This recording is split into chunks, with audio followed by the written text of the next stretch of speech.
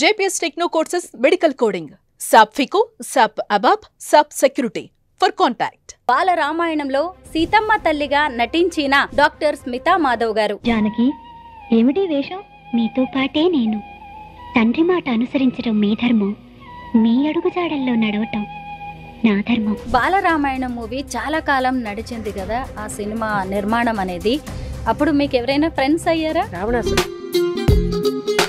తారక్ బాగా జోక్ చేసేవాడు తనప్పుడు, సీతమ్మతో మాట్లాడు, సీతమ్మతో మాట్లాడు.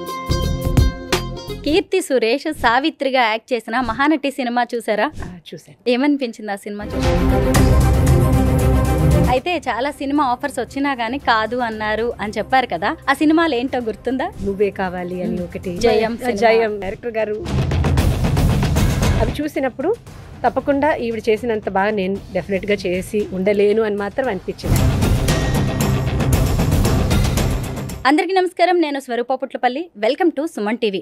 ప్రస్తుతం నాతో పాటు ఉన్న గెస్ట్ బాల రామాయణంలో సీతమ్మ తల్లిగా నటించిన డాక్టర్ స్మితా మాధవ్ గారు. జూనియర్ ఎన్టీఆర్ సరసన ఆమె హీరోయిన్గా నటించారు. అయితే ఆ తర్వాత ఎన్నో పెద్ద సినిమా ఆఫర్స్ వచ్చినా కానీ స్మితా మాధవ్ గారు ఎందుకు యాక్ట్ చేయలేదు? భరతనాట్యం కళాకారిణిగా ఆమె సాధించిన విజయాలు, అలాగే ఫ్యూచర్ ప్రాజెక్ట్స్, బాల రామాయణంకి సంబంధించిన ఎన్నో విశేషాలను స్మితా మాధవ్ గారిని అడిగి తెలుసుకుందాం. నమస్తే స్మిత గారు. నమస్కారం. మీ ఇంటికి వచ్చి మీ హోమ్ టూర్ చేసిన తర్వాత మాకు ఎన్ని కాల్స్ వస్తున్నాయో, ఫోన్ కాల్స్, అలాగే కామెంట్స్ కూడా వస్తూ ఉన్నాయి. స్మిత గారికి సీరియల్స్లో ఆఫర్స్ ఇస్తామని, సినిమాల్లో యాక్ట్ చేయమని ఇలా చాలామంది అడుగుతూ ఉన్నారు, కాల్స్ చేస్తున్నారు, కామెంట్స్ చేస్తున్నారు. మీ అభిప్రాయం ఏంటి స్మిత గారు? చాలా సంతోషం. అంటే అంతమంది ఇంకా గుర్తుంచుకొని గుర్తుపట్టి నా మీద ఒక గౌరవంతో, ఒక అభిమానంతో అడుగుతున్నారంటే చాలా సంతోషమే. కాకపోతే నేను మీకు చెప్పినట్టు రామాయణం తర్వాత చాలానే ఆఫర్స్ వచ్చాయి. కానీ అప్పుడున్న సందర్భాలు, ఎందుకంటే నేను చదువుల్లో బాగా బిజీగా ఉన్నాను, ఇటువైపు భరతనాట్య కళాకారిణిగా ప్లస్ కర్ణాటక సంగీతం కూడా కచేరీలు అవి ఇస్తున్న సందర్భం అది. అప్పుడు వచ్చిన ఆఫర్స్ ఏమీ నేను యాక్సెప్ట్ చేయలేని పరిస్థితి, నాకు అంత అనుగుణంగా కూడా అనిపించలేదు. బట్ తప్పకుండా మంచి ఆఫర్ వస్తే తప్పకుండా, అంటే మంచి అంటే అన్ని మంచి ఆఫర్స్ అలా అని కాదు, నాకు సూటబుల్గా ఓకే ఇందులో అయితే నేను బాగుంటాను, నేను కంఫర్టబుల్గానే ఉంటాను అని నాకు అనిపిస్తే తప్పకుండా చేస్తానేమో. మీరు మంచి హీరోయిన్గా పేరు తెచ్చుకునే అవకాశం ఖచ్చితంగా ఉంది. అయితే చాలా సినిమా ఆఫర్స్ వచ్చినా కానీ కాదు అన్నారు అని చెప్పారు కదా, ఆ తర్వాత ఆ సినిమాలు హిట్ అయ్యి రిలీజ్ అయిన తర్వాత ఎప్పుడైనా అనిపించిందా నేను చేస్తే బాగుండేది అని? ఆ సినిమాలు ఏంటో గుర్తుందా? యాక్చువల్లీ నాకు పెద్దగా మూవీస్ చూసి అలవాట్లేదు. బట్ ఒకటి ఆ తర్వాత టీవీలో అక్కడక్కడ చూసినప్పుడు నేను యాక్సెప్ట్ చేయకపోవడం మంచి డిసిషన్ అనిపించింది. అంటే అవి హిట్ అయ్యాయి, అయ్యో నేను చేయలేదు కదా అని కాకుండా, అవి చూసినప్పుడు తప్పకుండా ఈవిడ చేసినంత బాగా నేను డెఫినెట్గా చేసి ఉండలేను అని మాత్రం అనిపించింది. అంటే ఏ మాటకి ఆ మాట మన గురించి మనకు ఒక అసెస్మెంట్ ఉండాలి కదా. ఏ పనులు మనకు వచ్చు, ఏవి మనకి రావు అన్నది మనకు ఫస్ట్ తెలియాలి.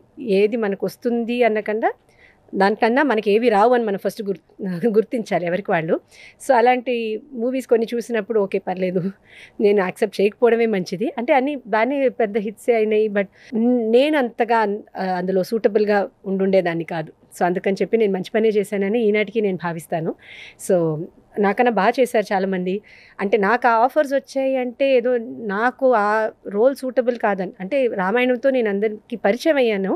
సో న్యాచురల్గా సినిమా ప్రొడ్యూసర్స్కి కానీ డైరెక్టర్స్కి కానీ గుర్తులో ఉంటాను కదా, ఓ అమ్మాయి చేసింది, అప్పుడు చైల్డ్ ఆర్టిస్ట్ అంటే ఇప్పుడు కొంచెం హీరోయిన్ ఏజ్ వచ్చి ఉండాలి అని అలా వాళ్ళు నన్ను అడిగారు. కానీ తర్వాత అవి స్క్రీన్లో చూసినప్పుడు ఓకే పర్లేదు, వీళ్ళు నాకన్నా బాగా చేశారు, గుడ్, వాళ్ళు చేసింది మంచి డిసిషన్ అని అనిపించింది.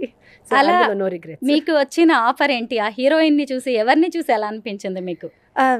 పలానా నాకు నేమ్స్ నేను చెప్పాను కదా, నేను మూవీస్ అంతా చూడను కాబట్టి, బట్ అన్నీ 99, 2000, 2001లో చాలా కాలేజ్ ఓరియంటెడ్ మూవీస్ చాలా వచ్చేవి ఆ టైంలో. సో ఆ మూవీస్ అంటూ ఐ థింక్ నువ్వే కావాలి అని ఒకటి, తర్వాత జయం. ఇన్ఫ్యాక్ట్ వారి పాప మా డైరెక్టర్ గారు డీటెయిల్గా స్టోరీ కూడా చెప్పారు. సో అంటే విత్ ఫుల్ రెస్పెక్ట్, పాపం వాళ్ళు కూడా నన్ను పిలిచి చాలా గౌరవంగానే స్టోరీ అవన్నీ చెప్పడం జరిగింది.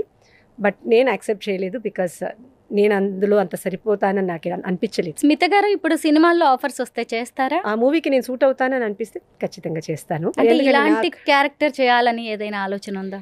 అంటే ఇప్పుడు నా వ్యక్తిత్వం ఏంటో అందరికీ తెలుసు. అంటే నాది ఎటు తిరిగినా అవుట్ అండ్ అవుట్ భారతీయత తో కూడినటువంటి ఒక వ్యక్తిని, అంటే నా ప్రొఫెషన్తో సంబంధం లేకుండా, అంటే నేను భరతనాట్యం చేస్తున్నాను, కర్ణాటక సంగీతం పాడతానని కాదు, నా వ్యక్తిత్వమే అది, నా ధోరణి, నా దృక్పథం, నా మైండ్ సెట్ మొత్తం అంతా భారతీయతకి సంబంధించిన మైండ్ సెటే. సో అది బయట వచ్చేలాగా ఉంటే నేను కంఫర్టబుల్గా చేస్తాను, మేబీ బాగా చేస్తాను, అండ్ ఒక తృప్తి కూడా ఉంటుంది. సో నా న్యాచురల్ పర్సనాలిటీకి దగ్గరగా ఉంటుందని నేను భావిస్తాను. సో అలాంటిది ఏమైనా ఉంటే తప్పకుండా. కీర్తి సురేష్ సావిత్రిగా యాక్ట్ చేసిన మహానటి సినిమా చూసారా? చూశాను. ఏమనిపించింది ఆ సినిమా చూస్తే? చాలా బాగా చేశారు. ఆవిడ పర్ఫార్మెన్స్ కూడా ఎంత బాగా చేశారు, ప్లస్ అన్ని హంగులు కూడా దాంట్లో, అన్ని ఆస్పెక్ట్స్ కూడా ఎంత కష్టపడి ఉంటే అలాంటి ఒక మూవీ చేసుంటారనేది నిజంగా హ్యాట్స్ ఆఫ్ చెప్పాలి. ఎంత మంచి పర్ఫార్మెన్స్ అందరిది, ఆవిడదైతే నో వర్డ్స్, బట్ నిజంగా గ్రేట్ మూవీ. నేను పర్టికులర్గా ఈ క్వశ్చన్ ఎందుకు అడిగాను అంటే కొన్ని కామెంట్స్ వచ్చాయి మీ హోమ్ టూర్కి, మహానటిలో సావిత్రి గారిలా ఉన్నారని. అలాగా మళ్ళీ ఎవరైనా రామాయణం తీస్తే కనుక సీత క్యారెక్టర్ లాంటివి చెయ్యాలని ఉందా? రామాయణం చేస్తే ఐ డోంట్ నో, బికాజ్ అలాంటి ఆఫర్ నాకు రాలేదు నిజంగా కూడా.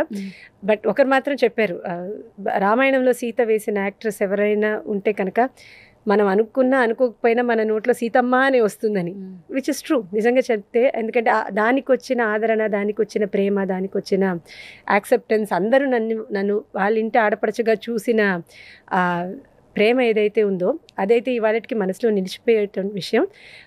మూవీతో పాటు దాని తర్వాత ఒకటి ఇప్పటికీ కూడా ఎవరన్నా ఆ మూవీతో కనెక్ట్ అయ్యి నన్ను మాట్లాడితే ఎంత ప్రేమతో మాట్లాడతారో, నిజంగా అది ఒకటి ఈ జన్మకి అది చాలా అనిపిస్తుంది. బట్ ఆఫ్ కోర్స్ మీరు అడిగిన క్వశ్చన్కి మళ్ళీ చేస్తానే అంటే మేబీ తెలీదు. బాల రామాయణం మూవీ రిలీజ్ అయ్యి ఆల్మోస్ట్ 30 years వస్తుంది. అయితే మీరు చాలా చిన్నవాళ్ళు అయి ఉంటారు కదా, ఒక 10 years ఓల్డ్. అంతే. అప్పుడు పెద్దగా తెలియకపోవచ్చు. పైగా జూనియర్ ఎన్టీఆర్ గురించి అయితే మనం ఖచ్చితంగా మాట్లాడుకోవాల్సిందే. ఆయన గురించి చెప్పండి కబుర్లు. ముందు కూడా చెప్పినట్టు హీఈస్ అ బార్న్ స్టార్ అనిపిస్తుంది. అంటే అప్పట్లో మాకు కూడా తెలీదు ముందు వెళ్ళి తను హీరో అవుతాడా, ఏం చేస్తారో మాకు కూడా తెలీదు. బట్ నిజంగా ఎందుకంటే మేము ఆల్మోస్ట్ ఒక 1.5 సంవత్సరం కన్నా ఎక్కువే షూట్ చేసాము, అవుట్డోర్ అని, ఇక్కడని, అక్కడని. సో ఆల్మోస్ట్ 2 years అనే చెప్పొచ్చు. ఆ వర్క్షాప్స్ దగ్గర నుంచి షూటింగ్ వరకు, రిలీజ్ వరకు చెప్పాలంటే వన్ వర్డే తన్ని డిస్క్రైబ్ చేయాలంటే బార్న్ స్టార్. ఎందుకంటే మూవీస్ గురించి తనకి జెనెటిక్గా ఒక అవగాహన, న్యాచురల్గా వారసత్వంగా, ప్లస్ ఒక నాలెడ్జ్తో పాటు ఆ సెట్స్ మీద ఉన్న ఏకైక వ్యక్తి జూనియర్ ఎన్టీఆర్ అనే చెప్పాలి. ఎందుకంటే మేము తతిం వాళ్ళందరం కూడా ఏదేదో స్కూల్ చదువుకున్న పిల్లల్ని తీసుకొచ్చి మూవీలో యాక్ట్ చేయించారు తప్ప మాకెవ్వరికి ఓనమాలు ఏమీ తెలియదు. నిజంగా జూనియర్ ఎన్టీఆర్ గారికి మాత్రమే నేను చెప్పినట్టు ఒక నాలెడ్జ్ కూడా ఉంది, యాక్టింగ్ వచ్చు, డాన్స్ వచ్చు, plus born star is a born star కదా. సో అన్నిట్లో బాగా యాక్టివ్గా ఉన్న వ్యక్తి, ప్లస్ ఒక మూవీలో ఉన్న వేరే విభిన్న డిపార్ట్మెంట్స్ గురించి తెలిసి, కెమెరా యాంగిల్స్ కానివ్వండి. సో ఇప్పట్లో ఉంటే మేబీ చాలా నేర్చుకునే అవకాశం ఉండేది, బట్ మాకు అప్పుడు అది కూడా తెలీదు. ఒక పక్కన చేస్తున్న ఆర్టిస్ట్, బికాజ్ మేము ఒకరిని ఆర్టిస్ట్గా చూసుకోలేదు, వీవర్ ఫ్రెండ్స్ కదా, అందరూ కలిసి ఏదో ఒక హ్యాపీగా చేస్తున్నాము. ప్లస్ డైరెక్టర్ గారు కూడా, ప్రొడ్యూసర్ గారు కూడా అదే అట్మాస్ఫియర్ మెయింటైన్ చేశారు. పాపం వీళ్ళందరూ చిన్నపిల్లలు అని వాళ్ళు గుర్తించి అందరినీ ఎవరికి వాళ్ళు ఎలా హ్యాండిల్ చేయాలో అలాగే జాగ్రత్తగా హ్యాండిల్ చేసి ఆ మూవీని చేశారు కాబట్టి. బట్ జూనియర్ ఎన్టీఆర్ గారి గురించి చెప్పాలంటే డెఫినెట్లీ అ బార్న్ స్టార్. ఆ సినిమా అయిపోయిన తర్వాత ఎప్పుడైనా జూనియర్ ఎన్టీఆర్తో కాంటాక్ట్లో ఉండేవారా? అప్పట్లో మూవీ రిలీజ్ అయిన కొత్తలో నేను తను కలిసి కొన్ని జుగల్బందీస్ చేశాం యాక్చువల్లీ. అంటే తను కూచిపూడి డాన్సర్ కదా, సో అప్పుడు తను బాగా రెగ్యులర్గా కూచిపూడి చేసే టైం అది. సో తను కూచిపూడి, నేను భరతనాట్యం, అలా ఫ్యూ ప్రోగ్రామ్స్ చేశాము, స్టేజ్ షోస్ అవి చేశాము. ఆ తర్వాత కొన్ని సందర్భాల్లో కలవడం జరిగింది. అఫ్కోర్స్ ఈ మధ్య కాలంలో చెప్పాలంటే తన ప్రపంచం, నా ప్రపంచం బాగా డిఫరెంట్ అయిపోయాయి కాబట్టి ఈ మధ్య చాలా సంవత్సరాలుగా కలిసేందుకు అవకాశం లేదు. బట్ అప్పుడు కొన్ని ప్రోగ్రామ్స్ అవి చేసాము. ఇప్పుడు తను పాన్ ఇండియా స్టార్. మీ ఫ్రెండ్షిప్లో కానీ మీరిద్దరు కలిసి వర్క్ చేస్తున్నప్పుడు తను చాలా ఎత్తుకు ఎదుగుతాడు, పెద్ద స్టార్ అవుతాడని ఎప్పుడైనా అనిపించిందా? చెప్పాను కదా, అప్పుడు మేమున్న లెవెల్లో definitely she was a big star అప్పటికే, బికాజ్ అంత ఒక మూవీ గురించి నాలెడ్జబుల్గా ఉండి. బట్ నిజంగా నాకు అప్పుడు 10వ ఏట ఫలానా పర్సన్ మా ఫ్యూచర్లో ఏం చేస్తామో తెలియని ఏజ్ అది. సో తను అంత పెద్ద స్టార్ అవుతాడా, ఈ మూవీ రంగంలోనే ఉంటాడని మాకు తెలియదు. కానీ బట్ డెఫినెట్లీ ఆ స్టార్ క్వాలిటీ అయితే 100% అది ఎవరు నేర్పించి వచ్చే విషయం కాదు కదా, ఎవరైనా సరే అది ఉంటేనే వస్తుంది. అదైతే ఆ వయసులోనే he was a live wire, ప్రొడక్షన్లో కూడా మూవీ షూటింగ్లో అప్పుడు అందరితో మాట్లాడి సహజంగా అందరితో అనర్గళంగా తెలుగు మాట్లాడేసి ఒక ఫ్రెండ్లీగా అందరితో కలిసిపోయి అవన్నీ ఒక స్టార్కి అవి స్టార్ లక్షణాలని అప్పుడు నాకు తెలీదు, ఇప్పుడు చూస్తే ఎస్ కరెక్ట్ కదా, అవన్నీ దానికి ఫౌండేషన్ ఆ పునాది అక్కడ ఉందని ఇప్పుడు అనిపిస్తుంది. But definitely a great artist. Balaramayanam movie చాలా కాలం నడిచింది కదా ఆ సినిమా నిర్మాణం అనేది. అప్పుడు మీకు ఎవరైనా ఫ్రెండ్స్ అయ్యారా? యాక్చువల్లీ నాకు అప్పుడు చాలా క్లోజ్ రామాయణంలో రావణాసురుడు. నమ్మరు ఎవరు కూడా. సీతమ్మకు రావణాసురుడు ఫ్రెండ్ అంట. ఎందుకంటే రావణాసురుడు పాత్ర వేసింది కూడా ఒక గర్ల్, ఆడపిల్ల, తను స్వాతి. అవును. సో తను నేను బాగా కూర్చొని మాట్లాడుకుంటూ ఉండేవాళ్ళం, కబుర్లు చెప్పుకుంటూ ఉండేవాళ్ళం. తారక్ బాగా జోక్ చేసేవాడు తనప్పుడు, ఏయ్ సీతమ్మతో మాట్లాడు, సీతమ్మతో మాట్లాడు. సో అలా చాలా జోక్స్ వేసుకునేవాళ్ళం. బికాజ్ స్వాతితో నేను బాగా ఫ్రెండ్లీగా ఉండేదాన్ని అప్పుడు. బట్ ఆఫ్ కోర్స్ అందరూ బాగా, ఎందుకంటే అందులో ఆంజనేయ స్వామి హనుమంతుడు వేషం వేసినది హీ వాజ్ అ సింగర్, పాడతాడు అబ్బాయి, పాడేవాడు అరుణ్. సో అలా ఎవరికి వాళ్ళు ఏదో ఒక రకంగా కనెక్టెడ్గానే ఉన్నాము. సో అది ఒక మంచి ఫ్యామిలీ అని అప్పుడు ఆల్మోస్ట్ 1.5-2 years నడిచిన ప్రాజెక్ట్ అది. సో న్యాచురల్గా అందులో అప్పుడు సెల్ ఫోన్స్ లేవు, అందరూ కూర్చొని మాట్లాడుకోవడం, అవుట్డోర్స్కి వెళ్ళినప్పుడు బాగా టైం స్పెండ్ చేయడం. అండ్ ఈ ఎర్లీ మార్నింగ్ షూట్ కంటే పిల్లలు అలా నిద్రపోతూ ఉంటే మదర్స్ వాళ్ళని తట్టి లేపడం. సో అలాంటిది బాగా ఒక ఫ్రెండ్లీ అట్మాస్ఫియర్ అయితే ఉండింది. బాలరామాయణం మూవీ ఆఫర్ వచ్చే టైంకే మీరు స్కూలింగ్, పైగా ఒకవైపు భరతనాట్యం డాన్సర్, క్లాసికల్ సింగర్, స్కూల్కి వెళ్ళాలి, ఇంకొక వైపు సినిమాల్లో నటించాలి, వీటన్నిటిని అంత చిన్న ఏజ్లోనే ఎలా బ్యాలెన్స్ చేశారు? నేను ఎప్పుడు చెప్పినట్టే, చిన్న వయసులో మనం బ్యాలెన్స్ చేయడానికి ఏముండదు, తల్లిదండ్రులే బ్యాలెన్స్ చేసి పెడతారు. మనం చేయవలసిందంతా వాళ్ళు చెప్పిన స్కెడ్యూల్ని పాటించాలి. సో దాన్ని మేనేజ్ చేసిందంటే 100% క్రెడిట్ మా అమ్మ నాన్న ప్లస్ మా అన్నయ్యకి కూడా చెప్పాలి. బికాస్ అప్పుడు తను ఆల్రెడీ 9th 10th స్టాండర్డ్కి వచ్చేసాడు. సో పాపం తను ఏమాత్రం లేదు, అమ్మ నువ్వు నా దగ్గర కూర్చో, నువ్వు చెల్లితో వెళ్తే ఎలా, నాకెలా అని ఏమాత్రం పాపం కంప్లైంట్ చేయకుండా వాడి స్టడీస్ తను చూసుకుంటూ ఐఐటి కోచింగ్ అని ఐఐటి సీట్ తెచ్చుకున్నాడు. మా ఈ రామాయణం టైంలోనే తనకి ఐఐటి ఎంట్రన్స్ దానికి సీట్ వచ్చింది. బట్ టైం మేనేజ్మెంట్ అన్నది అదొక పెద్ద విషయం అని అప్పుడు నాకు పెద్దగా తెలియలేదు, బికాస్ చిన్నతనం కాబట్టి. బట్ ఇప్పుడు వెనక్కి తిరిగి చూసుకుంటే బాగానే మేనేజ్ చేసామని. బట్ దానికి 100% క్రెడిట్ ముఖ్యంగా మా అమ్మగారికి. ఎందుకంటే అవుట్డోర్ షూట్కి వెళ్ళినప్పుడు నాకు బాగా గుర్తు, రిటర్న్ ట్రైన్లో వచ్చేటప్పుడు ట్రైన్లోనే జడ వేసి స్టేషన్కి ఫుడ్ అవి తెప్పించి స్టేషన్ నుంచి స్ట్రైట్గా స్కూల్లో డ్రాప్ చేసి అమ్మ ఇంటికి వెళ్ళేది. షూటింగ్కి వెళ్ళాలంటే అవుట్ స్టేషన్ కాబట్టి స్కూల్ నుంచే స్ట్రైట్ స్టేషన్కి వెళ్ళాము. సో అలా చాలా టైం కష్టపడి మేనేజ్ చేసాము. బట్ 100% క్రెడిట్ అమ్మగారికే చెప్పాలి. మీ లైఫ్ని గమనిస్తుంటే ఎక్కువగా చదువు, ఆ తర్వాత లలిత కళల చుట్టే మీ జీవితం అంతా తిరుగుతున్నట్టుగా కనిపిస్తుంది. అలాగే భరతనాట్యం, క్లాసికల్ సింగింగ్తో మీ అనుబంధం ఏంటో చెప్పండి. క్లాసికల్ సంగీతం అండ్ కర్ణాటక సంగీతం, భరతనాట్యం ఇదైతే నా లైఫ్లో చాలా తొందరగానే ఎంటర్ అయ్యాయి. ఇన్ఫ్యాక్ట్ నాకు ఫస్ట్ నేను సంగీతం నేర్చుకున్నప్పుడు మేబీ నాకు 4 years కూడా నిండుగా లేవేమో. బట్ మా అమ్మకి బాగా కోరిక. భరతనాట్యం కూడా అది చాలా చిన్నతనంలో నేర్చుకోవడం మొదలుపెట్టాను. అఫ్కోర్స్ అప్పుడు ఫస్ట్ 3-4 దాదాపు 5-6 సంవత్సరాల వరకు ఊరికే లిటరలీ ఆడుకుంటూ పాడుకుంటూ నేర్చుకుంది. బట్ సో దానితోటి ఆ కళలతోటి అనుబంధం అంటే అది చాలా పాత సంబంధమే. సో ఇప్పుడు నేను వెనక తిరిగి చూసుకుంటే నా లైఫ్లో అది ఎప్పుడు ప్రవేశించిందని కూడా నేను చెప్పలేను. ఎందుకంటే ఊహ తెలిసినప్పటి నుంచి నేను ఈ కళల్లోనే ఉన్నాను కాబట్టి అదే నా లైఫ్, ఇంకా ఇదే నా అస్తిత్వం, ఇదే నా ఐడెంటిటీ అన్నట్టు అయిపోయింది. సో మూవీ మాత్రం మధ్యలో వచ్చిన ఒక ఇదనమాట. స్మితా మాధవ్, డాక్టర్ స్మితా మాధవ్ ఎలా అయ్యారు? యాక్చువల్లీ అది ఒక చిత్రమైన స్టోరీ. నేను భరతనాట్యంలో ఎంఏ చేశాను. అదేదో 2006 ఆ టైంలో కంప్లీట్ చేసిన సమయంలో అప్పుడే నాకు వెంటనే పిహెచ్డీలో సీట్ వచ్చింది యాక్చువల్లీ. బట్ అప్పుడు పర్ఫార్మెన్స్ మీద ఎక్కువ ఆ జోరులో ఉండేటప్పటికీ 1 year చేసి మానేశాను పిహెచ్డీ. అప్పుడు తర్వాత చాలా సంవత్సరాల క్రితం ఎందుకు మానేశాను పిహెచ్డీ, అది కూడా చేసేస్తే బాగుండేదేమో అని అనిపించి మళ్ళీ జాయిన్ అయ్యి మళ్ళీ పిహెచ్డీ కంప్లీట్ చేశాను. సో దాంతో ఇంకా నేర్చుకోవడం అన్నది పూర్తి అవ్వలేదు, కానీ ఎడ్యుకేషన్ దాంతో ఫార్మల్ ఎడ్యుకేషన్ పిహెచ్డీతో అక్కడితో ఆగిందనమాట. బట్ అఫ్కోర్స్ నేర్చుకోవడం అంటే అందరం నిత్య విద్యార్థులమే కదా, సో రోజు నేర్చుకుంటూనే ఉంటాము. బట్ పిహెచ్డీ చేసింది అది ఒక మంచి మైల్ స్టోన్, అచీవ్మెంట్ కన్నా ఒక మంచి మైల్ స్టోన్. స్మిత గారు, మీరు ఎల్ఎల్బి కూడా చేశారు. అడ్వకేట్గా ప్రాక్టీస్ చేయాలనిపించట్లేదా? కష్టం. ఎందుకంటే అది దానికి కూడా మనం టైం స్పెండ్ చేయాలి. ప్లస్ అది కాకుండా అది మనం ఏదో సరదాగా చేసే విషయం కాదు. ఇంకొకరి విషయం, ఇంకొకరి కష్ట సుఖాలు మనం చేతిలో తీసుకుంటున్న విషయం కదా. బికాజ్ మన క్లయింట్స్ అంటే ఊరికే వాళ్ళు మనకి పేపర్స్ ఇచ్చేవాళ్ళు కాదు, వాళ్ళ ఫ్యూచర్ అందులో ఉంటాయి కొన్ని సందర్భాల్లో. సో దానికి కావాల్సిన సమయం మనం కేటాయించలేకపోతే అది అన్యాయం చేసిన వాళ్ళు అవుతాం. సో అందుకని చెప్పేసి నాకు ఆ ఫీల్డ్ ఎంత ఇష్టమైనా ఒక రకంగా చెప్పాలంటే మనసు చంపుకునే, బట్ ఎందుకంటే వెళ్తే కనుక సరిగ్గా చేయాలి. ఏదో ఇందులో కొంచెం అందులో కొంచెం పెట్టడం న్యాయం కాదు. ప్లస్ కళలు కూడా అది పెద్ద సాధన, చాలా కష్టపడితే కానీ చేయలేను, ఎవరు చేయలేము. సో అందుకని చెప్పేసి నాకు ఆ ఫీల్డ్ ఎంత ఇష్టమైనా కూడా నేను న్యాయం చేయలేను అని దూరంగా ఉండే పరిస్థితి అనమాట. మీరు కరెక్ట్గా యంగేజ్లో ఉన్న టైంలో, టీనేజ్లో మీరు సినిమా ఆఫర్స్ని కనుక యాక్సెప్ట్ చేసుంటే ఖచ్చితంగా పెద్ద హీరోయిన్ అయితే అయ్యేవాళ్ళు. ఇప్పుడు బాలరామాయణంలో సీతమ్మగా ఎలా గుర్తుపెట్టుకుంటున్నామో అలా గుర్తుపెట్టుకునే పాత్రలు అయితే చేసేవాళ్ళు.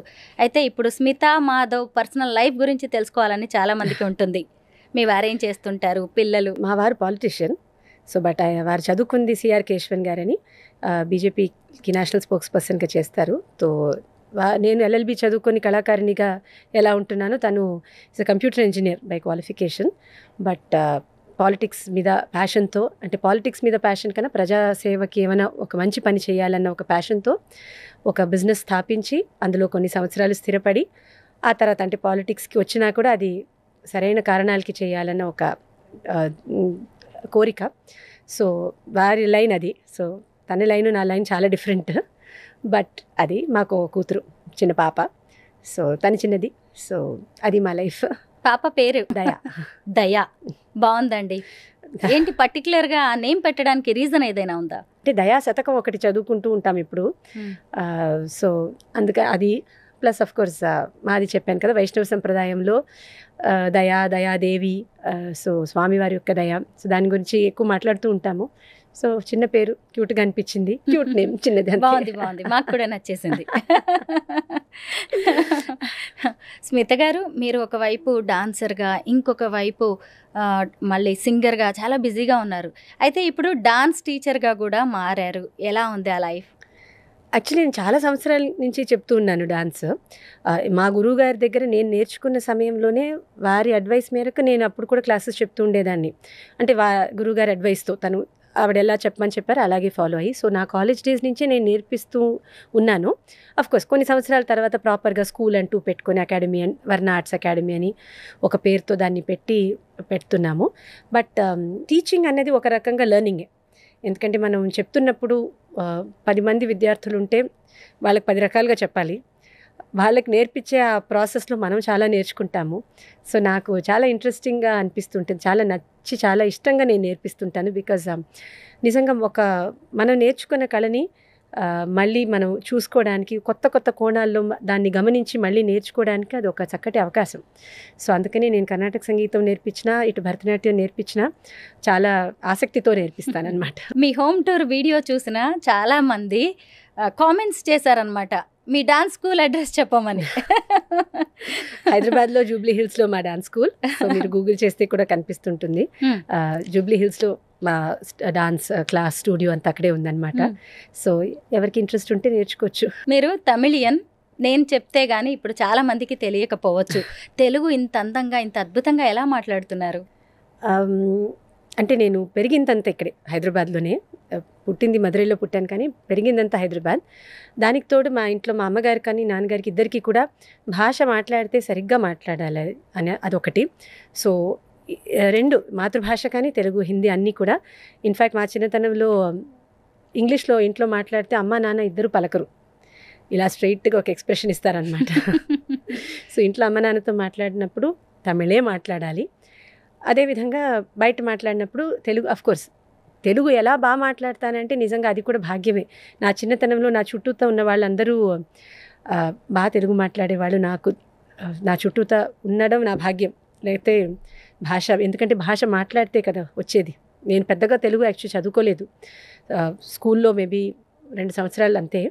పెద్దగా తెలుగు చదువుకోలేదు, కానీ తెలుగు మాట్లాడుతున్నానంటే మా ఇంట్లో భోజనం తయారు చేసే ఆవిడ దగ్గర నుంచి వాళ్ళందరే నా గురువులు. బాగా మంచి తెలుగు మాట్లాడే ఆవిడ. ఆవిడ అమరావతి అని.